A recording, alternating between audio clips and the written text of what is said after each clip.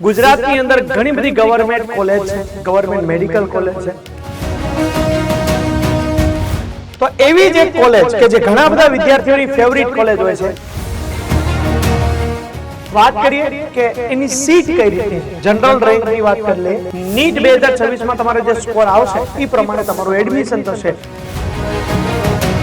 ઘણા બધા વિદ્યાર્થીઓનું ડોક્ટર બનવાનું સપના હોય છે, પછી તે 11-12 ની અંદર બી ગ્રુપ સાથે અભ્યાસ કરે છે, મસ્ત અભ્યાસ કર્યા બાદ એક નીટની એક્ઝામ આપે છે અને સારો સ્કોર મેળવે છે. હવે આ જે નીટની એક્ઝામ માટેની જે હરીફાઈ છે ને, કોમ્પિટિટિવ એક્ઝામ છે, એનું કારણ છે કે સારી કોલેજમાં એડમિશન પ્રાપ્ત થાય. ગુજરાતની અંદર ઘણી બધી ગવર્મેન્ટ કોલેજ છે, ગવર્મેન્ટ મેડિકલ કોલેજ છે કે જેની અંદર એડમિશન પ્રાપ્ત થાય. એનું મેઇન રીઝન તો શું હોય છે? એનું મેઇન રીઝન બેટા કંઈક ને કંઈક આની આજુબાજુ રહેલી એની ફી જે છે પર યરની આ છે કે તમને ઓછી ફીમાં અભ્યાસ થઈ જાય ને. 5.5 વર્ષ તમારે MBBS ની અંદર આપવાના છે.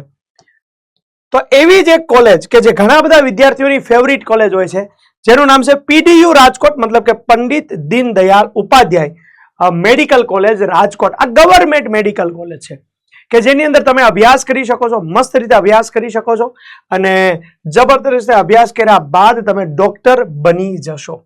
આવી જાઓ, થોડીક વાત કરીએ આગળ કે આ જે કોલેજ છે એની ઇન્ફોર્મેશન શું છે. એડ્રેસ છે civil hospital campus, Jamnagar road, Rajkot, અને એની વેબસાઇટ આપી છે, નંબર આપ્યો છે, અને તમે કોઈ મેલ આઈડીનો યુઝ કરવા માંગો છો, કોઈ મેસેજ કરવા માંગે, કોઈ ઇન્ફોર્મેશન માટે, તો અહીંયા તમે મેલ આઈડીનો યુઝ કરી શકો છો.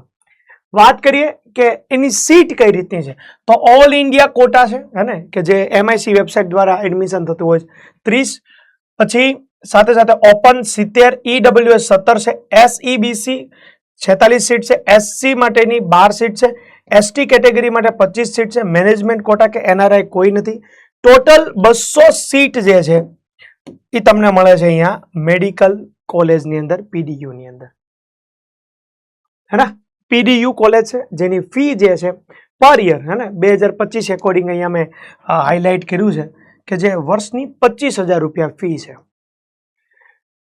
મતલબ કે કટ ઓફ ની વાત કરી લઈએ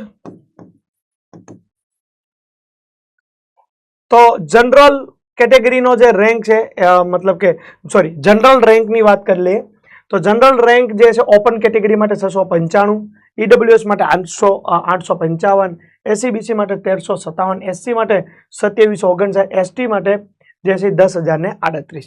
જો આ રેન્ક મતલબ કે આ રેન્કના વિદ્યાર્થી છેલ્લો હતો આ કેટેગરીનો કે જેને અહીંયા એડમિશન મળી ગયું, છેલ્લો વિદ્યાર્થી ને, તો એ રીતે બધા રેન્ક આપ્યા છે. હવે તમારે બસ આ રેન્કને થોડુંક ધ્યાનમાં લઈને નીટ 2026 માં તમારે જે સ્કોર આવશે એ પ્રમાણે તમારું એડમિશન થશે. અને જો તમારી આ પસંદગી યુક્ત કોલેજ હોય તો ફટાફટ કોમેન્ટમાં મને કહેજો કે હા અમારે આ કોલેજની અંદર MBBS કરવું છે.